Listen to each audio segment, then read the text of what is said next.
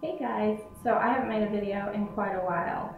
There's been a lot going on, and I think the last week I left off on, as far as pregnancy goes, was like 35 weeks, something like that. So I'm now currently 37 weeks and 5 or 6 days. That's horrible. I don't even know. This is Sunday, so I'll be 38 weeks in like 2 days. So as far as pregnancy goes, at my last check, which was at 37 weeks, I'm still a little bit more than 1 centimeter dilated, about 1.5, something like that maybe. So I've had my membrane stripped twice. The second time, this last time, was pretty painful. It wasn't anything I couldn't handle, it was just painful. Kind of have to breathe through it there. It didn't do a whole lot. I was expecting it to do more than it did, and it really didn't. So I'm still pregnant, and I don't think I did a belly shot in the last video, so I'll go ahead and do that real quick. So this is right at 38 weeks, and yeah, he has dropped. That's something that has changed, is that he has definitely dropped. When I went in for my 36-week appointment, he was still fairly high. She had to kind of push on the top of my uterus to get my cervix down so that she could do the strip, the membrane strip. And this last time, she commented, she said, "Wow, he's really low in your pelvis." So I've had lots of pelvic pain. Not horrible, just kind of sharp discomfort. I've lost little bits here and there of mucus plug, sorry, TMI. But that's just how it goes. Lots of frequent urination, like a lot. Just because of how low he is, he's sitting right on my bladder. And then, let's see, my heartburn is gone though because he's out of my stomach. So that's nice. I can actually breathe a little bit more, even though I'm still really out of breath pretty much all the time, just because carrying around so much extra weight is hard.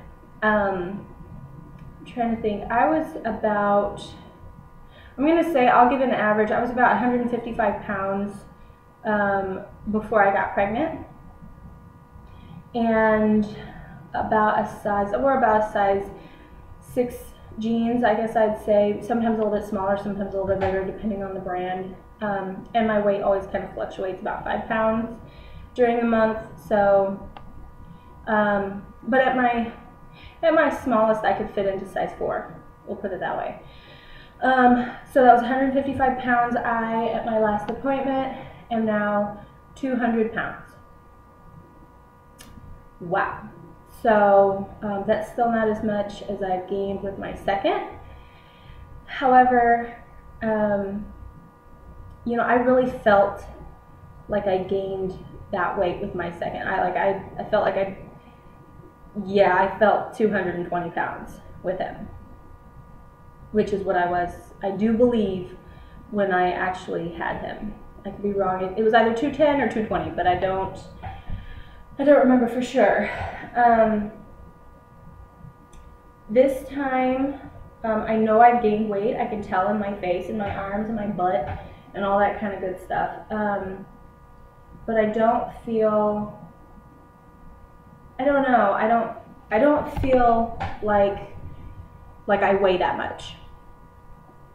Which, you know, I mean, you stop and think about how much water weight a woman gains, especially at the very end of her pregnancy.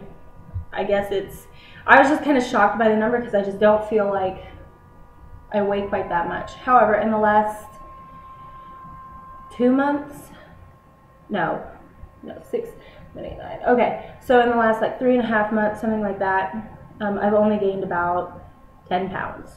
So I did a lot of weight gain during the second trimester, a lot. Anyway, so that's about that. I've been taking evening Primrose oil. I got this at Whole Foods. Orally 3 times a day. And then also, what's it called? The raspberry leaf tea. I asked my doctor, and she said, she actually called a midwife and asked them, told them my special situation, trying to be back after 2 C-sections and all that kind of good stuff. And the midwife was like, no, she needs to be drinking like 5 to 6 glasses or cups a day. So I was a little shocked. I figured 1 or 2. But no, they said like 5 to 6 a day. So I asked my doctor this last time about castor oil. And she was like, you know, I don't recommend it. I don't not recommend it. She was like, I don't really think it helps, but some women just swear by it. She said, you know, you can take it. If anything, you know, it'll give you a nice little cleansing. Well, I decided to go ahead, just for the heck of it, and give it a shot. And I'll tell you what, I will never do that again. I would rather wait a few extra days or weeks or whatever to have my baby come out when he's good and ready than to inflict something like that on my body ever again. All it did was give me a horrible night's sleep. Thought I was going to throw up for like 2 or 3 hours in there. And then pretty much all the next day, horrible diarrhea. There was no contractions, anything out of the usual that I've not already been having. I've already been having early labor signs since yesterday, but I was always having Braxton Hicks and that kind of stuff before that. So nothing out of the usual. All it did was cause me extreme discomfort. So if your body's going to do it, it's going to do it. There's no need to drink whale blubber on top of that. I'm sorry, but that's what it tastes. It didn't taste bad so much to me. I could have handled the taste. It was the texture. It was like drinking whale blubber. It was disgusting. So that's my little weigh-in on castor oil as far as the evening Primrose goes, and the what's that called? The raspberry leaf tea. I haven't noticed any difference. In the last 3 weeks, I haven't dilated really any more than usual. So I don't know if it's helping or not. It's not hurting to take it though. It can't hurt. So that's what I've been doing, and I'll start up on my tea again whenever I have the chance.